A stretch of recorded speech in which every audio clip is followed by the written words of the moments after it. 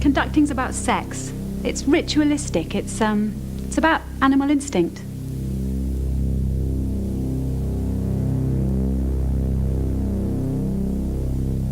I love that moment when you're waiting in the hall for him to come on. That expectation is one of the most exciting feelings. Trouble is that most of the time they don't deliver and you end up being disappointed. I think it's all to do with power and probably a lot of money. The problem is that most conductors don't seem to be that great at actually conducting. It's got to be the world's most charlatan profession.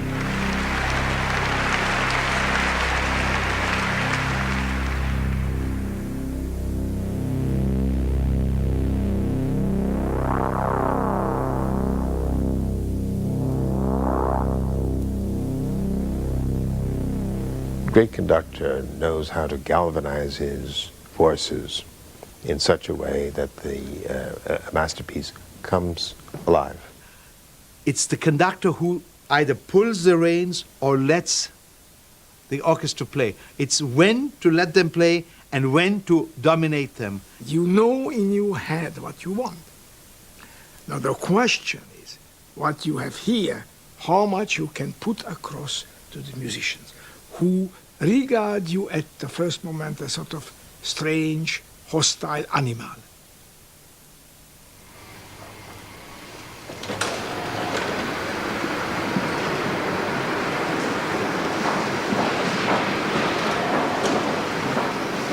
My work with conductors is based on some survey work which we did both in London orchestras and orchestras in the provinces to see what factors upset them and what factors improved their performance. Some 50% actually criticized the competence of the conductor, and the comments were made were often of a lurid and quite stunningly critical type.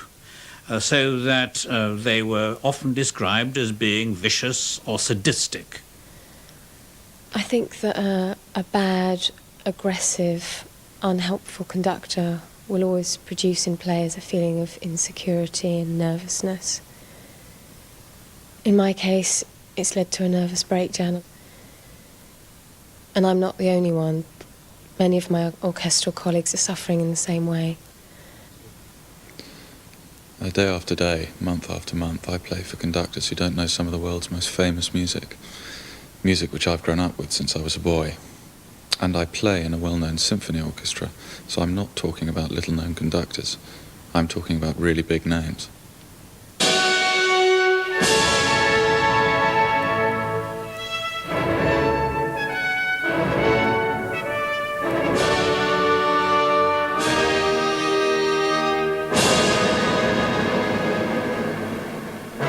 What we're faced with is a worldwide crisis in conducting.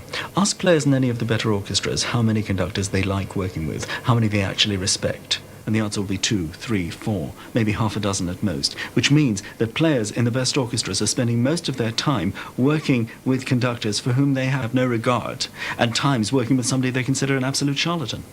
There are undoubtedly quite a few charlatans in conducting. An orchestra can save a conductor, which means that a charlatan can get up before them, and they simply, as we say in the profession, pull down the window shade, and they go on, they do their thing, irrespective of what they see on the podium. It's quite true. A charlatan can enter this profession and, I suppose, go quite far. The actual education of conductors is not on the same level as training of instrumentalists or singers. The amount of really good conductors is very limited, and we don't have to go very far to end up having people conducting orchestras who are actually inferior to the standard of the players. Thank you. Bloody train, more than half an hour late. Didn't think I was going to make it. Why, where have you been then? York, afternoon symphony concert. Anything interesting? No, just the usual stuff. Everybody's Overture, Rachmaninoff's Second Concerto, Beethoven's Fifth. Who was conducting? No idea. Didn't look. I think there are about 10 conductors in the world that I would say these people earned the right to stand in front of the very first-class orchestra of the world. I think there's about 10. Perhaps. I might be pushed to name 10. If I'm talking about Jascha Heifetz as being a great violinist, or the Berlin Philharmonic, or the New York Philharmonic, or Chicago as being a great orchestra, then I'm talking about being pushed to name 10. That leaves an awful lot of people who are somehow making unbelievable sums of money and unbelievable images, public images and lifestyles from other people's art and blood.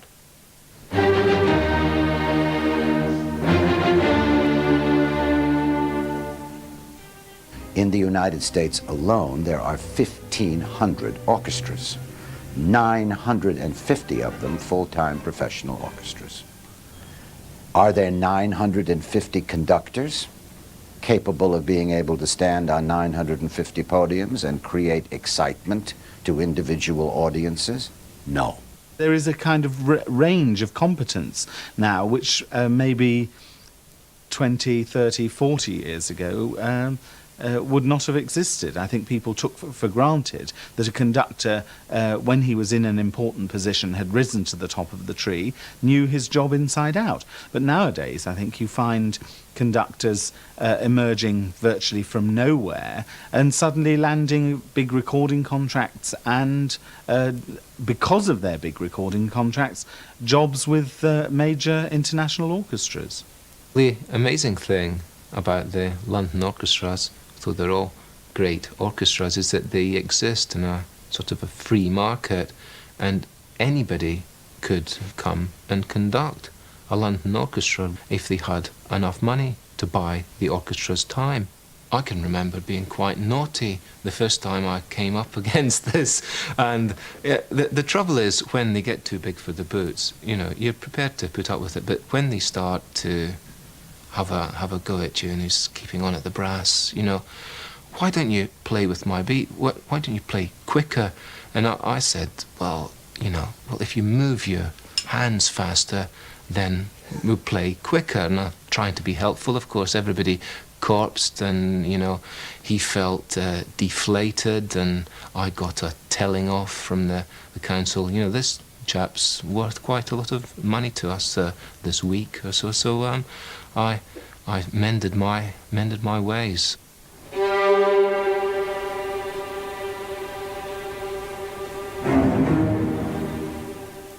I'm not a professional conductor. My real profession is publishing magazines. But some years ago I fell in love with Mahler's music, and the music was the driving force which convinced me that I ought to try to conduct this one piece of music. It's the only work I conduct, Mahler's Second Symphony.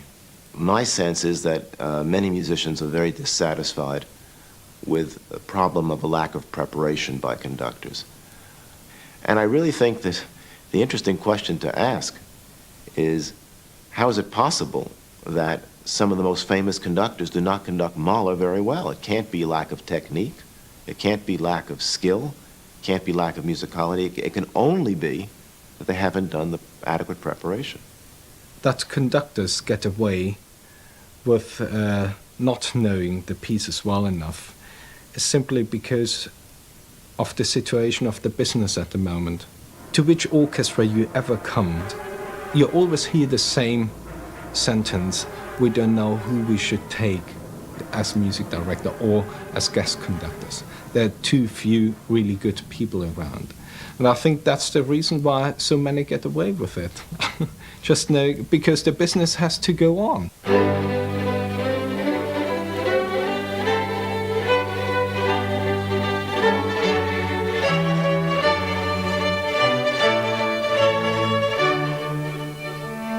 The symphony orchestras are a mausoleum for dead composers. We're still playing pretty well the same music that was being played 100 years ago. And conductors, as well as record companies, are hyping it for all it's worth. Hundreds of conducting students attend music colleges every year. Few actually make it as conductors. The ones that do tend to be white and are predominantly men. I was working at the State Opera in Vienna, and I was called up the night before a rehearsal and told that Abado, who I was assisting at the time, was ill, and that I'd have to take the rehearsal with the Vienna Philharmonic the following day. So I looked at the score, went into the opera house the next day, and was presented to the orchestra by the director of the Opera House. I think that the orchestra wasn't really sure who I was, and I believe they thought I was working in the archive as a kind of librarian of some sort. So they were surprised that I was put forward to take the rehearsal, and they talked a lot and giggled and this kind of thing. But we started the rehearsal, and after a couple of minutes, someone said, but she's really conducting. And everybody settled down, and it was fine. It was a wonderful rehearsal, in fact. The great orchestras, they play so wonderfully already on the first rehearsal. And if the conductor has no personality and doesn't know which way he would like the orchestra play, then come some difficulties. I think one of the biggest problems is that orchestral players today are so very technically assured generally. There's a greater problem for them, in a sense, if they're not inspired by a conductor. And by the nature of the profession, I think it has to be said, the majority of performances that they give, I think that they are terribly frustrated by conductors who don't communicate anything. Too far! Too far!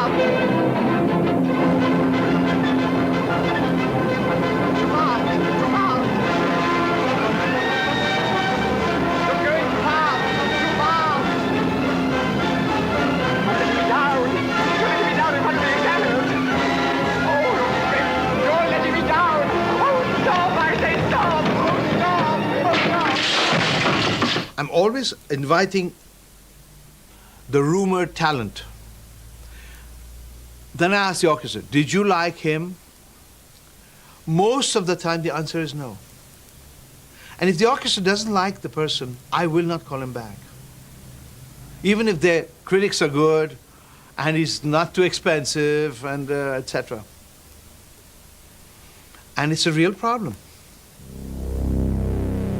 A conductor can pull the wool over everyone's eyes except perhaps the orchestra, and if you're lucky, some of the critics. The public doesn't necessarily care about intrinsic musical quality. They're concerned about other factors. And if the conductor is charismatic and flamboyant and has picturesque perspiration, PR team, fancy covers on recordings and on magazines, you can bamboozle a large amount of the public for a very long time. In a sense, the popularization of classical music has occurred hand in hand with a reduction in the number of available conductors. And through the desperate need of this huge number of orchestras and audiences and the managers to keep the business going, to keep the ball rolling, to keep the audiences coming and the stage filled and the... Be a conductor. First, it helps to be able to read a score. If you can read a score, you then need to learn to beat time. 1, 2, 1, or 1, 2, 3, and, right? If you can do that, you then need to be able to use this arm independently of this arm. So that when you're going a-dum-de-da-da-da with that one, this one is shaping or moulding a phrase. You've then got to be able to know what's coming next. And you've then finally got to be able to galvanize everybody underneath you so that while this is going on and that's going on independently, these are going on and they're watching for anything that might go wrong or anything that is going right. And then, if you can manage it on top of that, to express in your face what you're feeling in your body, then you're about 10% along the road to becoming a conductor. I'm always fascinated at the difference in technique that's employed by conductors. If you take the extremes of somebody like Janssens, for instance, who, for me, has a wonderful, clear technique, and you can see what he's communicating to the orchestra, and somebody like Tenstedt, who's the absolute opposite. He's got no technique at all, but it works. And if you could define it, in a way you'd destroy the whole magic of it.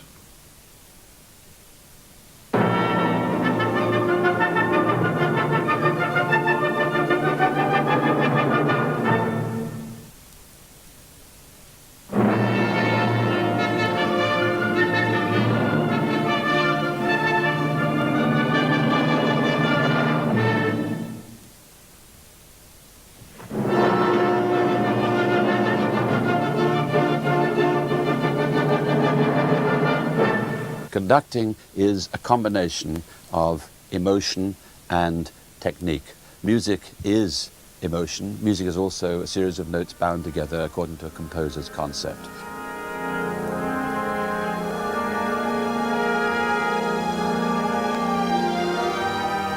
Leonard Bernstein had a very clear idea about what a conductor does. At his best, he could electrify, literally, not only the orchestra, to make the orchestra play better than they thought they knew how, he could also electrify an audience. He would make some kind of a closed circuit between the music, himself, players, and the audience.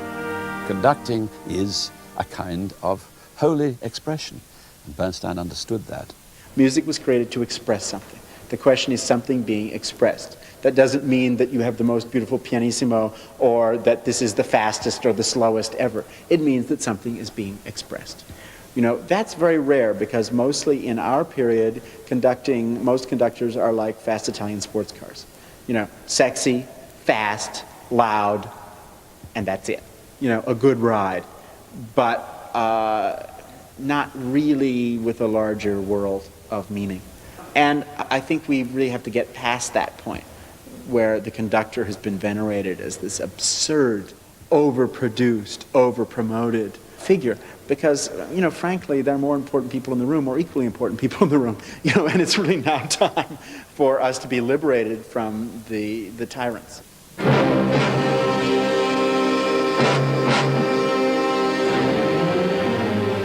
We are now paying the price for media hype in music, which is a new phenomenon, starting really with Toscanini and going upwards or backwards, however you like it, since then.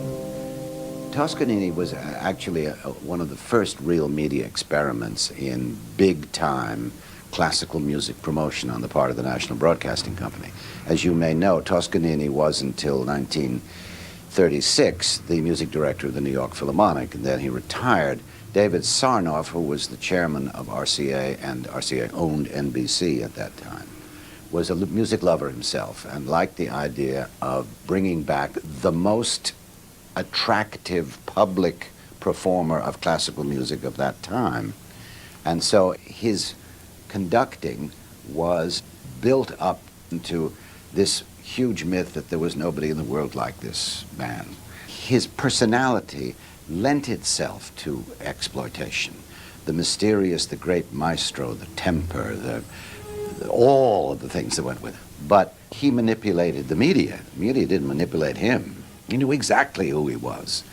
He was a born showman. Someone once asked me, tell me something about Toscanini. What was it that made him so great? Well, if you as a musician asked me that, we could go into detail by taking a score and comparing. When a layman asks me that, I say, my answer is, well, Toscanini was worth being born for.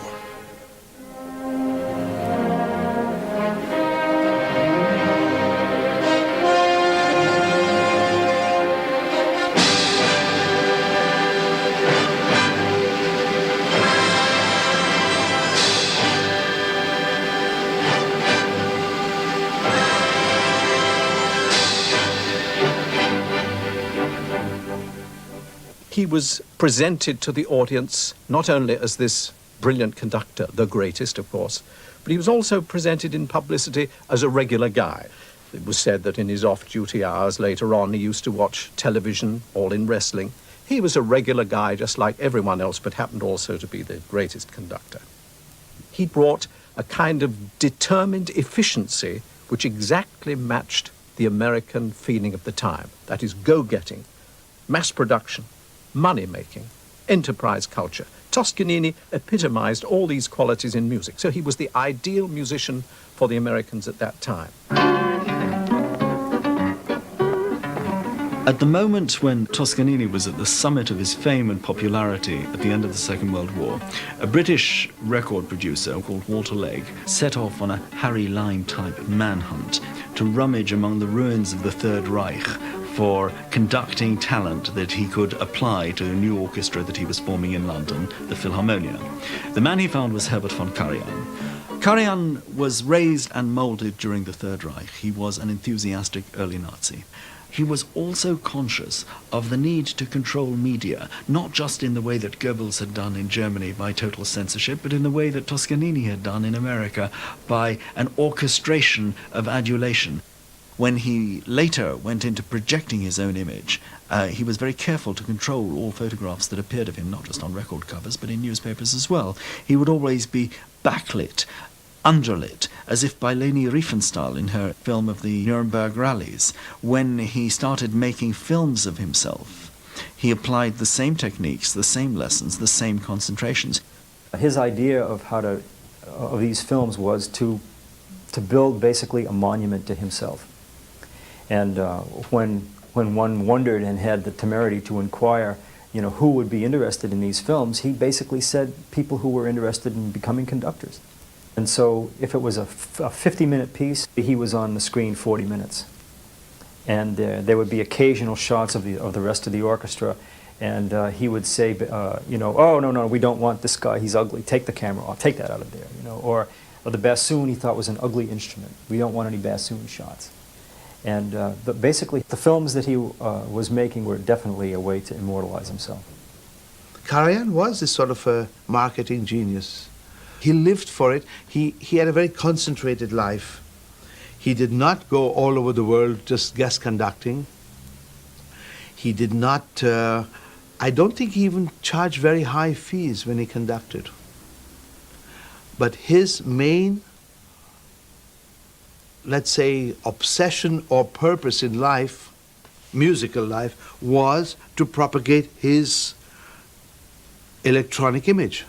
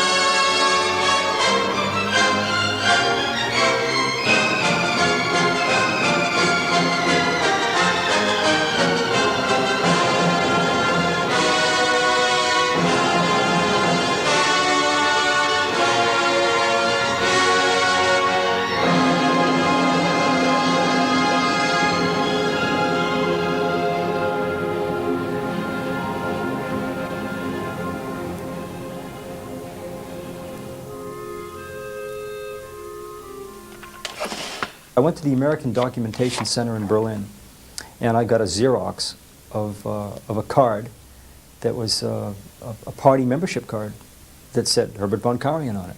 I gave him the card because we'd been talking about this, and he had been denying it, and so I handed him the card. And I remember he took it over and to a lamp, and he held it over the lamp, and he stuck his face in over the lamp with the light coming up, and he hadn't shaved in a couple of days, and just relaxing at home. And he looked at it and he said, "This is false. This is false." He says, "There is no signature." And for a while I thought that my whole case had been blown, and then I discovered that one didn't need to sign those cards. He was a great admirer of Hitler. He would say this, to me. He admired Hitler. Thought he was a great statesman.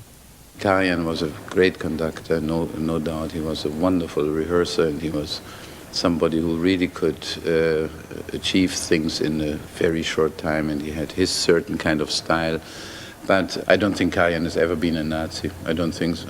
He was not this kind of a person really to stand for something as stupid as Nazism. I don't think so, but he used it in a way. As he used later all the media and things like that, and that's the same way he used in earlier days, of course, the political structure. I mean, these people were just opportunists, Karajan got his position in those days. He never, after that, uttered a word of regret, of sorrow for all those that suffered so much, for all his colleagues. I'm just speaking about his colleagues and the musicians. For those that suffered, for those that were persecuted, for those that were killed, and for those that were driven out. And nobody minded. They all say, yeah, all right, he was an opportunist. So, but maybe these people that were killed, they also wanted nothing else but to be in their profession and to go ahead. They couldn't because they were killed. So I can't really excuse opportunists so easily anymore.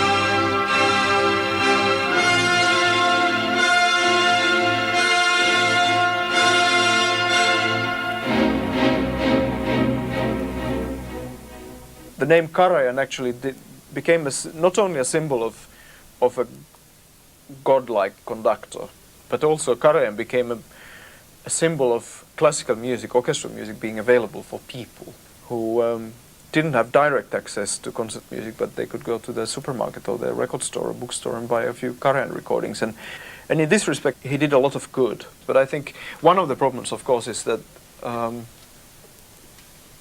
you have Karajan's name printed this big, and then Beethoven is printed this big. And of course that's bloody wrong. Conductors everywhere saw the power and the wealth that Karajan amassed. And so they too began to shift their priorities a little bit towards the sort of control they might have and the sort of lifestyle they might have if they emulated Karajan and his activities.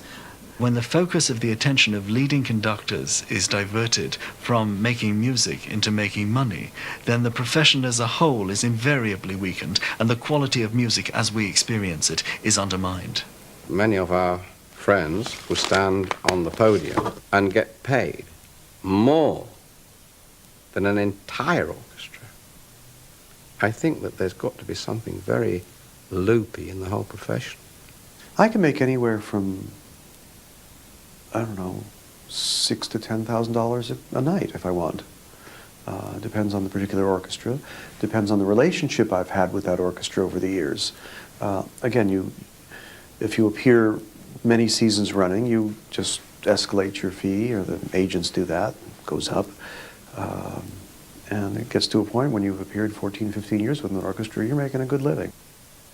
Rostropovich has been paid several hundreds of thousands of dollars to conduct the National Symphony.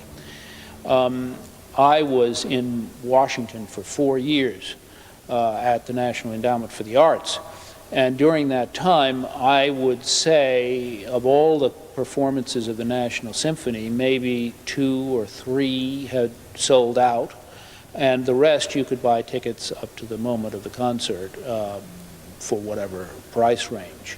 Certainly when we hear that Loren Maazel is being paid a tremendous amount of money for a very few weeks in Pittsburgh, there is a real question as to whether he is worth that money.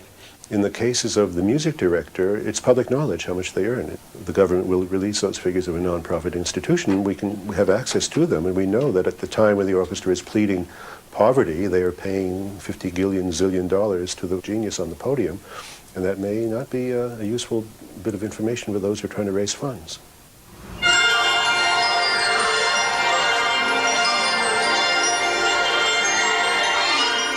Those who are at the top of their profession are finally, for the first time in history, truly deriving benefit from their efforts, because up until then, the returns were rather extraordinary, but they were going to the managers, the agents, the presenters, but not to the artists. Loren Maazel, according to U.S. income tax returns for 1990, was earning $981,602 as music director of the Pittsburgh Symphony Orchestra. In addition, he was negotiating a deal with Bavarian Radio to conduct their orchestra in Munich for 14 weeks of the year. He also guest conducts and makes many recordings. What what Laurent Marzel has done more than any other living conductor is raised the ante yet again.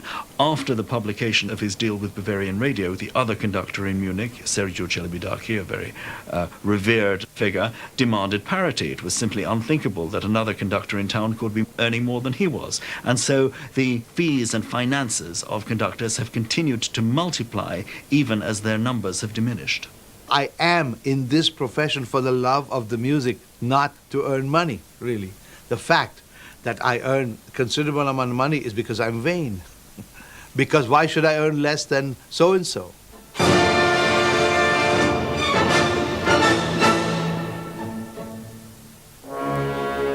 I'm certainly not the highest paid conductor, not at all. Some of the fees that are being paid in Germany today are indecent. We do hear of people getting 100,000 marks for a pair of concerts, things like that. It's preposterous. I mean, nobody's that good. I have, in one or two cases, turned back a fee if I felt I haven't done a proper job. Really have been a little bit embarrassed once in a while by things that I've done. I wonder if someday we shouldn't be more on a kind of incentive clause. You know, we get paid a good amount if we do a good job. If we don't do a good job, we don't get paid so much.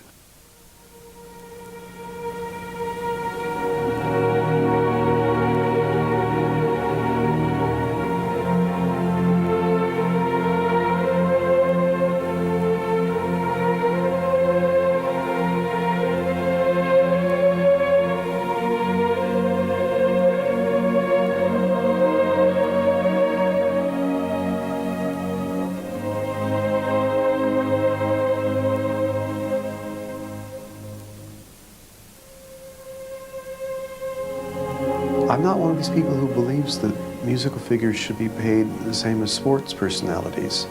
We don't have the same kind of commercial appeal. We have a limited audience. And I worry that the future of what we do is in great jeopardy because monetarily we can't be afforded anymore.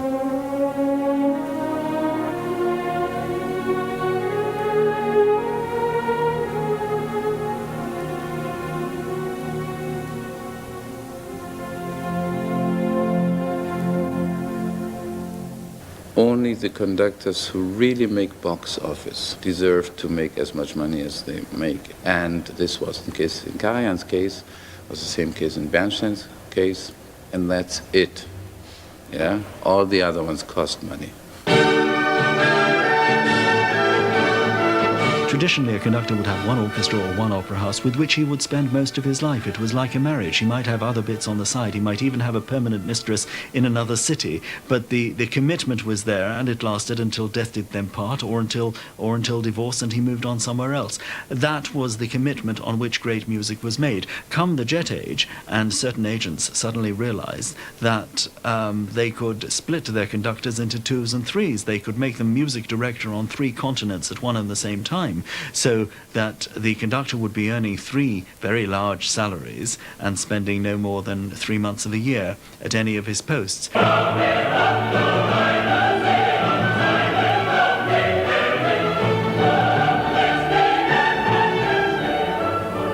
Management is a key factor today, and there's a great deal of mutual masturbation of an aesthetic and commercial nature in this field. Managements can piggyback a lesser talent on a major talent, and they can certainly make requirements that we will not cooperate with you unless you do such and such for us.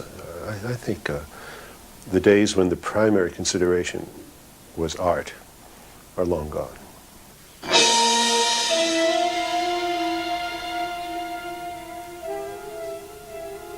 Well, obviously there are certain conductors who are more equal than other conductors because they sell records. All these record companies are looking for the next whatever, Carry-On, whatever.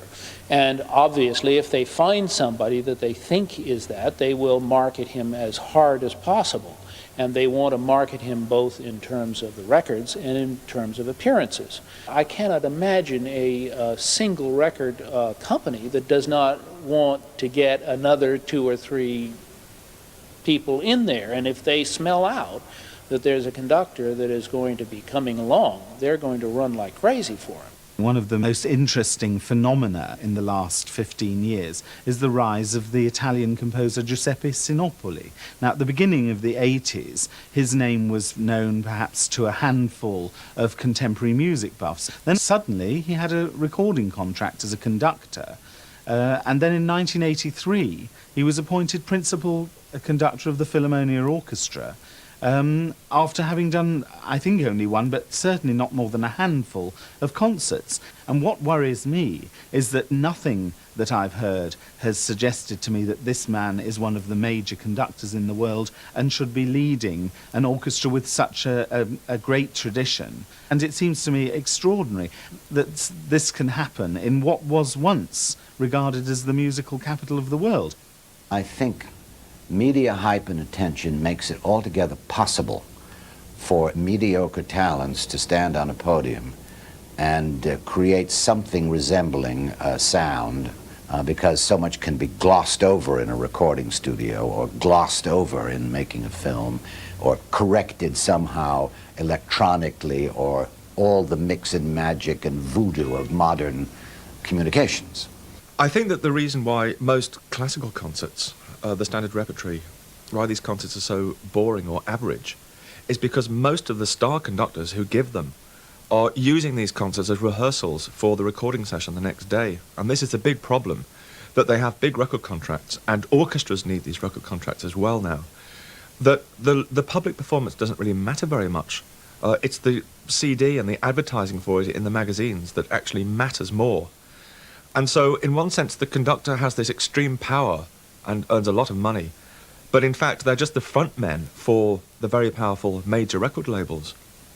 And I think that the public suffers because a lot of people don't know whether something is a very, very good performance or a spectacular sort of experience. They just sort of think it must be good because this star conductor is doing it and this is a famous orchestra. The problem has been exacerbated, of course, with the phenomenal growth of the CD industry, which nobody expected. Then you have had in the last 3 or 4 years this extraordinary phenomenon of Sony trying to get into the business. And the way they felt that they could get into the business was by spending a huge amount of money and losing a huge amount of money in order to establish a presence.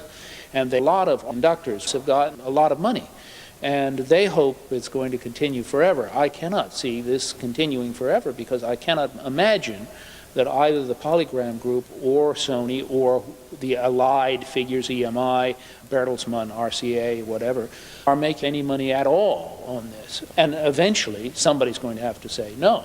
And once that happens, then you're going to have a shakeout as far as I'm concerned, because you're not going to have one person standing there when everybody else backs off. But I think it's going to have to be Sony.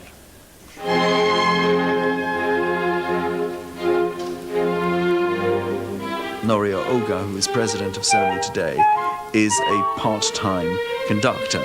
This is a man who gets up in the small hours every night to study his conducting scores. But throwing large wads of yen is not going to solve the conducting crisis, and Sony could well find itself in a very few years without any new stars of the podium, without anyone left to record. When Sony came into the business, they obviously were intent upon signing up big star names. They had a deal going with Karajan. And unfortunately for them, Karajan died in the arms of Mr. Oga, who was a great, great fan of Karajan's. Then they signed up Bernstein, and of course Bernstein did exactly the same thing, he died. Then they signed up Horowitz, and he died. And I think they're now in considerable difficulty. Karajan and Bernstein were the two great icons, conducting icons, and in a way they were also the two great cash cows of the record business. Suddenly, with the demise of those two almost within a year of each other, the bottom is falling out of the full-price record market because there are no similar star names around.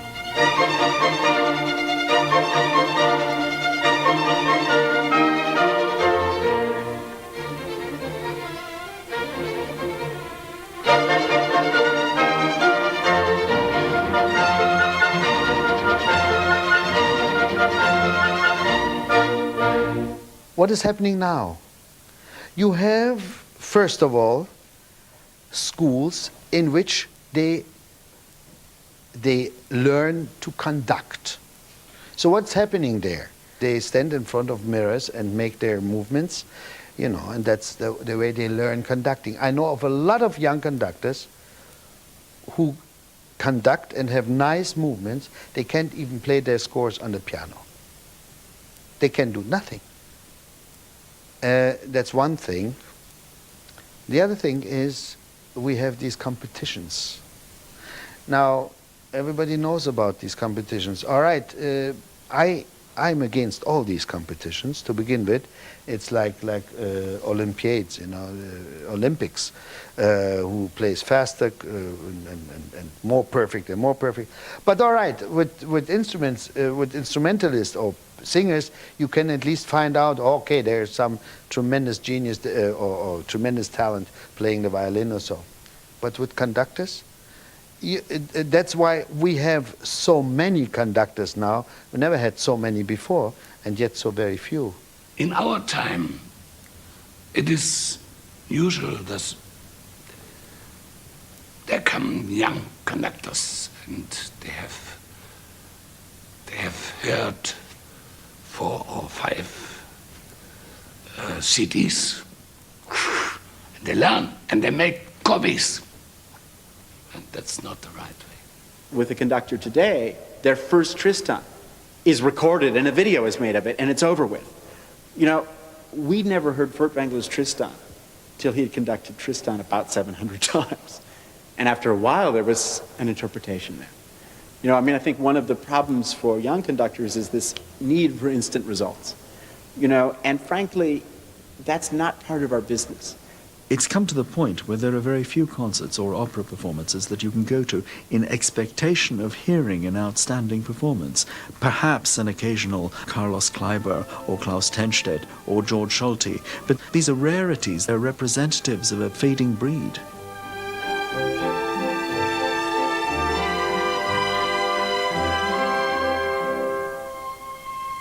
Carlos Kleiber commands a great deal of respect. You feel that the orchestra is trying terribly hard to play the piece the way he wants it. And in fact, over and above that, they are trying to play their very best for each other, for him, for the performance itself. And that's what makes, for me, his performances so exciting. I think this man has everything. He's a wonderful musician, has fantastic technique, is just great personality.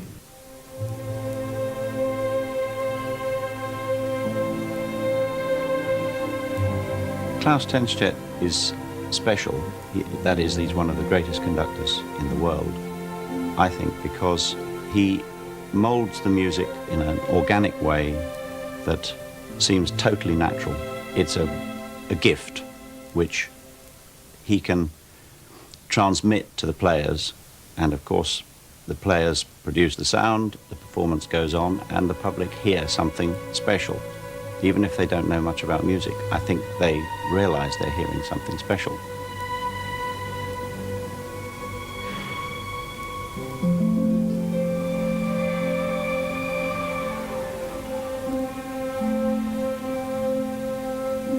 For a performance to be great, as opposed to adequate, the conductor has to live every note of the music, from beginning right the way through to the end.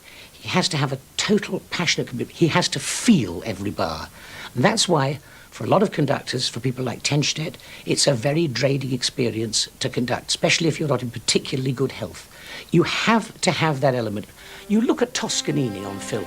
He's one of the most boring conductors in the world to watch. He appears to look like some sort of Italian bandmaster beating time. No demonstration, nothing glamorous to look at from the audience's point of view. But I bet you that something was coming through him, through his eyes, through his whole being, that let that orchestra know that he was part of them and with them all the way through the piece.